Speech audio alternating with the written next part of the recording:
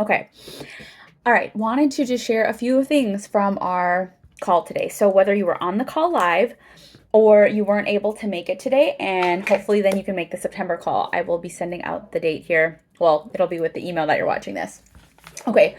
A couple points that the Guardians just want me to really emphasize, because this applies to any women who, if you are on a spiritual journey and you are putting something out in the world, your offer, your business, a book, your mission, whatever that is. Okay, so a couple points that they just want me to reiterate. And again, like whether you're on the call or not, this might apply. Okay, so this is an example of combining the feminine spiritual essence in your business, right? Like surrendering into our divine feminine, listening to our own intuition, like the feminine, beautiful side, along with the masculine, purposeful strategy side that like our 3D world operates from. Like there are certain business principles that just make sense because of, we're living in the 3D world with other humans. Okay, so here's an example of that. A lot of women are like, we're multi-passionate, we have multiple offers, or you're a coach or someone in your business where you have kind of a consulting side of your business where you do more business to business workshops, or, certain offers that are tailored towards professional women versus a branch of your business that is more your personal coaching side. And on that side, you maybe have a different offer tailored to women transitioning into their third chapter. That's an example of someone who was on the call.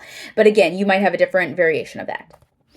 All right. So on the one hand, it is like from a masculine strategy side, people get confused. And so for multiple reasons, and also it's easier to build one bridge versus 10 bridges.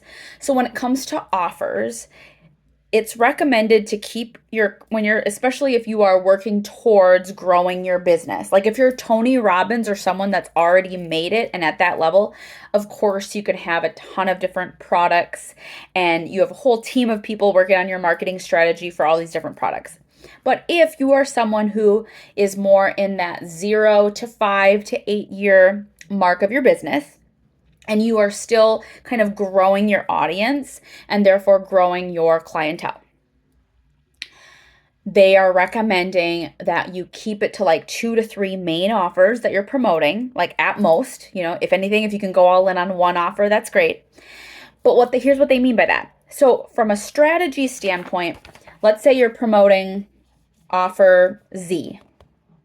And so in your marketing, in a current, let's say 90-day segment, you're in a 90-day segment, like you're about to go into fall, or you're planning for winter 2025. You have to think about, what is the main thing that I'm marketing in this season? What's the main offer? Let's say it's offer Z that I'm going to just talk about, so that women, when they think of this, they're going to think of me. And again, or even around your offer that you're promoting, remember, make it more about what is it they already want? What's the transformation that they're looking for, or the problem that you're solving for them? So let's say, for example, right now I'm in a season where I'm promoting my group coaching program, Higher Self Awakening. And I'm sprinkling in the words higher self-awakening, but more than that, as I'm promoting and marketing my main signature offer, I'm talking about what is it going to do for you? It's going to help you unlock and infuse intuition and your spiritual gifts into your business so that you can 10x without burnout. Okay, so I'm going to talk about that transformation and the problem that it's solving, right? I want to help women avoid overthinking and burnout, infusing more of their own intuition and spiritual gifts. All right, so that's what I'm going to be mainly focusing on. However, I will be honest, in my own business, I still do one-on-one soul readings, one-on-one past life healings, one-on-one subconscious theta healings. I still offer workshops for conferences. I'll still do some resilience wellness workshops for local businesses if it feels aligned. Like, as you can see, I'm still doing a myriad of other things. So here's the thing though.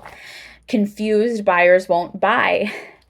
And so I'm going to be primarily focusing on my main offer in my marketing, in my messaging. And once I get a person who I'm calling them in, my energy, my own magnetic vibration because I'm getting excited about talking about my main offer, like the essence of me is going to call that person in and get them curious, and they're going to start a conversation. They might send me a DM on Instagram or Facebook. They might seek me out via email. They might want to grab a coffee chat, right? Either way, they're just going to like, it's like I'm opening the door so that my people can come in, and then people will start coming through the door.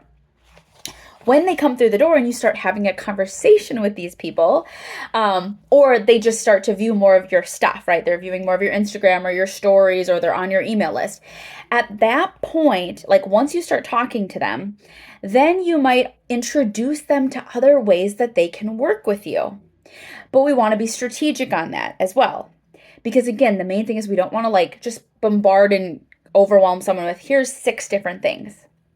And I will admit, I'm still learning this too. I love sharing all these things to my email list, but rule of thumb for email, each email should have really one goal. Like, what are you driving this person to?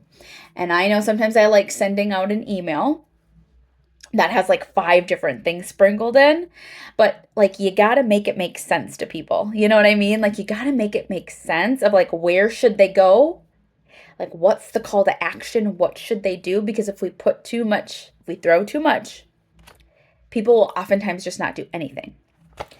Okay, so this is just a reminder that you can do other things in your business, but it's okay to be talking about one main thing, one main offer, one main transformation to get women in the door to start that conversation, and then you can introduce them to other things that you also offer. And maybe you have this for like 2 main offers, again, for your consulting branch and then for your coaching branch. But make it make sense. Oh yeah, sorry. This got a little longer than I thought. But if you're still watching, that's also the reminder that, remember, you actually can have it all, you guys. You can have it all. But also, it's going to even make more sense for you to just focus on one thing. And when you're in that vibration of ease and trust and surrender, and like, again, let's say mainly promoting one offer, you can also then accept and receive abundance to other things. So just you being in your divine feminine of receiving and trust and faith it's like, it's not to say that then, oh, but Maria, I'm getting a ton of people asking me about this other side of my business. That's great. That's great. That is the universe trying to say you can have both. Like, yes, on one level, you are maybe focusing on talking about one thing. That's not to say that people won't be asking you about other stuff. And then you get to decide, oh, yes, I am taking new one-on-one coaching clients as well as also this offer. Or you get to decide, no, I'm not actually. Like, I used to do A, and then when someone comes to you and asks, you're like, you know what, that's not really an energetic alignment anymore. I actually don't offer A anymore. And you decide to take it off your website or whatever that is. But either way, just trust like you get to have your cake and eat it too. And on the human strategy side, it's still going to benefit you to primarily focus your energy and effort by the season that you're in, on primarily like 1 to 2 offers. Okay. And then the other beautiful thing that the Guardians gifted us with today, it was really truly a magical call. It was beautiful. Each woman, you all asked different questions if you were on the call today. And yet I think a lot of what was asked could ultimately benefit the collective. So they were really talking about timeline jumping and how, remember, you have, like, they really want you to know you are an infinite spiritual being. All the possibilities are possible for you. And to be honest, in our humanness, that actually can feel overwhelming. We are so used to having something that kind of boxes us in, which then actually can give us some ease, because otherwise just having the infinite can feel so big. So we are still trying to wrap our human minds around that anything is actually possible. So that's where a second component comes into play. So women were asking different questions about their business. And let's say that's like, what if I told you that both are true? On this timeline, you can absolutely have A, B, and C. Or you could choose this timeline and you could have D, E, and F. Or guess what? There's probably timeline C already out there in the quantum field where you actually have all of it. You have A, B, C, D, E, F, and G, whatever those things are. So it's all already possible for you. That is true. And it's more about deciding, okay, let's say you're here and you want to jump to the next timeline over here. So it's more about aligning with, what do I want now in this season? What do I desire? What are my current desires? And let's say in our humanness, we're like, oh, my desires are A, B, and C, and that's where I want to focus. Great. Then focus on jumping to that timeline, because then you can always make the next leap to the next timeline. So it's like nothing has to happen right this second in the material world, because you have infinite time. So ironically, we need to take the pressure of time off ourselves. And in each season, you could do this every 30 days, once a quarter, once a season. Get really quiet with yourself and ask, what do I really want? And one of the biggest blocks that we ultimately will have are past trauma and past lives that can be blocking our ability to receive the highest, most intuitive information. Because remember, I love hosting these calls, but I'm not the only intuitive one on these calls. You know that you are also highly intuitive and a highly spiritual being, and you know that. The biggest block, though, can be that our subconscious patterns, our subconscious beliefs that we took on in this lifetime or a past lifetime. So I'm excited to share more, and I will be, I'm dropping the calls for the September call, and that's going to be partially kicking off a free live 3-day masterclass coming up in September, which is a prerequisite to joining my program called Higher Self Awakening. And in Higher Self Awakening, we really clear the cobwebs. We upgrade our subconscious beliefs. We do so in the Akashic Records. So we're tapping into the 7th plane with the creator of all that is, of unconditional love level energy, combining that with the energetic blueprint of the Akashic Records to help you make quantum leaps, because we are going to be healing subconsciously. We are going to be healing past lives so that you become a more clear channel as well of receiving your own intuitive information. So I'm excited. I hope to see you on the September call, whether you were here today or here not. I hope you got a couple of nuggets, and have an awesome weekend.